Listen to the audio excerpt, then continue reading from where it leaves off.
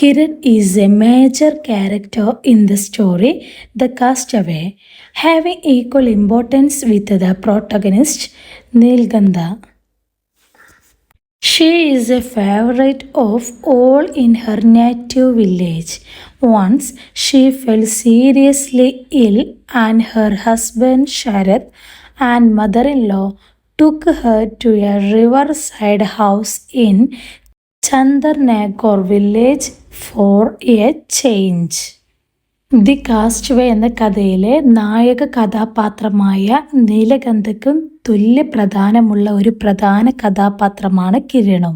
സ്വന്തം ഗ്രാമത്തിലെ എല്ലാവർക്കും അവൾ പ്രിയപ്പെട്ടവളാണ്. ഒരിക്കൽ അവൾ ഗുരുതരമായ രോഗബാധിതയായി. അവളുടെ ഭർത്താവ് ശരത്തും അമ്മായിമ്മയും അവളെ ഒരു മാറ്റത്തിനായി ചന്ദർനാഗോർ വില്ലേജിലെ ഒരു നദീതീരത്തെ വീട്ടിലേക്ക് കൊണ്ടുപോയി. She believes now that she has become fully recovered. She is very active and always wants to be in the company of the villagers.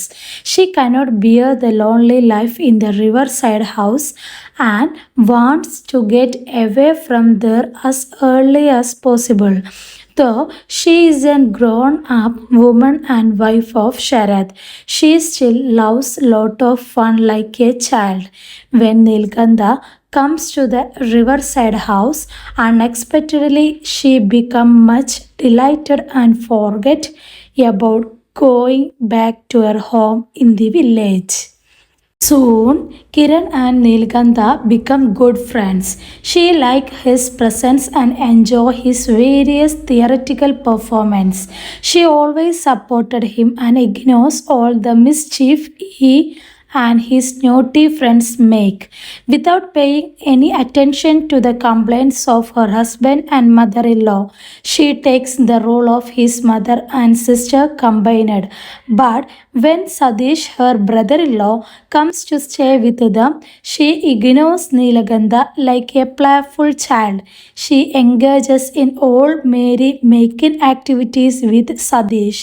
At the time of leaving the riverside house, she wants to take Nilganda with them and argues for him.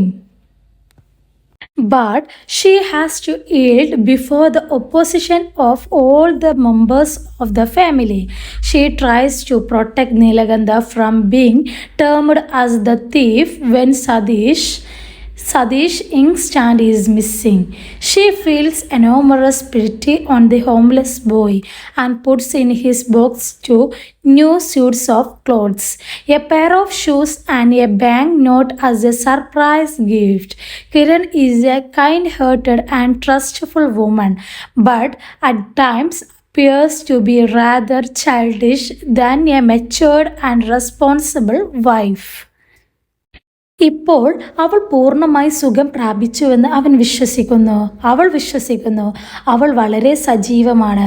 എല്ലായ്പ്പോഴും ഗ്രാമീണരുടെ കൂട്ടത്തിലായിരിക്കാൻ ആഗ്രഹിക്കുന്നു.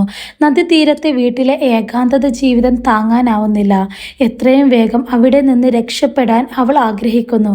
അവൾ മുതിർന്ന സ്ത്രീയും ശരത്തിൻ്റെ ഭാര്യവുമാണെങ്കിലും അവൾ ഇപ്പോഴും ഒരു കുട്ടിയെപ്പോലെ ഒരുപാട് വിനോദങ്ങൾ ഇഷ്ടപ്പെടുന്നു. നദീതീരത്തെ വീട്ടിൽ അപ്രതീക്ഷിതമായി നീലഗന്ധ വരുമ്പോൾ അവൾ വളരെ സന്തോഷിക്കുകയും ഗ്രാമത്തിലെ തൻ്റെ വീട്ടിലേക്ക് മടങ്ങുന്നതിനെ കുറിച്ച് മറക്കുകയും ചെയ്യുന്നു. താമസിയാതെ കിരണും നീലഗന്ധയും നല്ല സുഹൃത്തുക്കളായി. അവൾ അവൻ്റെ സാന്നിധ്യം ഇഷ്ടപ്പെടുകയും അവൻ്റെ വിവിധ നാടക പ്രകടനങ്ങൾ ആസ്വദിക്കുകയും ചെയ്യുന്നു.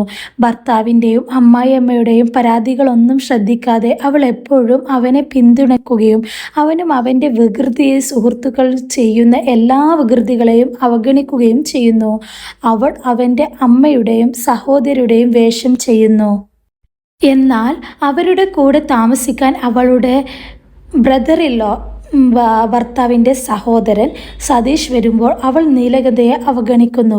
ഒരു കളിയായ കുട്ടിയെപ്പോലെ അവൾ സതീഷിനൊപ്പം എല്ലാ ഉല്ലാസ പ്രവർത്തനങ്ങളിലും ഏർപ്പെടുന്നു. നദീതീരത്തെ വീട്ടിൽ നിന്ന് പുറപ്പെടുന്ന സമയത്ത് അവൾ നീലഗന്ധയെയും കൂടെ കൊണ്ടുപോകാൻ ആഗ്രഹിക്കുന്നു. അതിനു വേണ്ടി വാദിക്കുന്നു. എന്നാൽ കുടുംബത്തിലെ മറ്റെല്ലാ അംഗങ്ങളുടെയും എതിർപ്പിന് മുന്നിൽ അവൾക്ക് വഴങ്ങേണ്ടി വരും. സതീഷിൻ്റെ മഷി കാണാതാവുമ്പോൾ നീലഗന്ധയെ കള്ളനെന്ന് വിളിക്കുന്നതിൽ നിന്ന് സംരക്ഷിക്കാൻ അവൾ ശ്രമിക്കുന്നു. വീടില്ലാത്ത ആൺകുട്ടിയോട് അവൾക്ക് വളരെയധികം സഹതാപം തോന്നുന്നു. ഒപ്പം അവൻ്റെ പെട്ടിയിൽ 2 പുതിയ വസ്ത്രങ്ങളും ഒരു ജോഡി ഷൂവും ഒരു ബാങ്ക് നോട്ടും സർപ്രൈസ് സമ്മാനമായി ഇട്ടു. കിരൺ ദയവും വിശ്വസ്തയുമുള്ള ഒരു സ്ത്രീയാണ്. എന്നാൽ ചില സമയങ്ങളിൽ പക്വതയുള്ളതും ഉത്തരവാദിത്വമുള്ളതുമായ ഭാര്യയേക്കാൾ ബാലിശലമായി കാണപ്പെടുന്നു.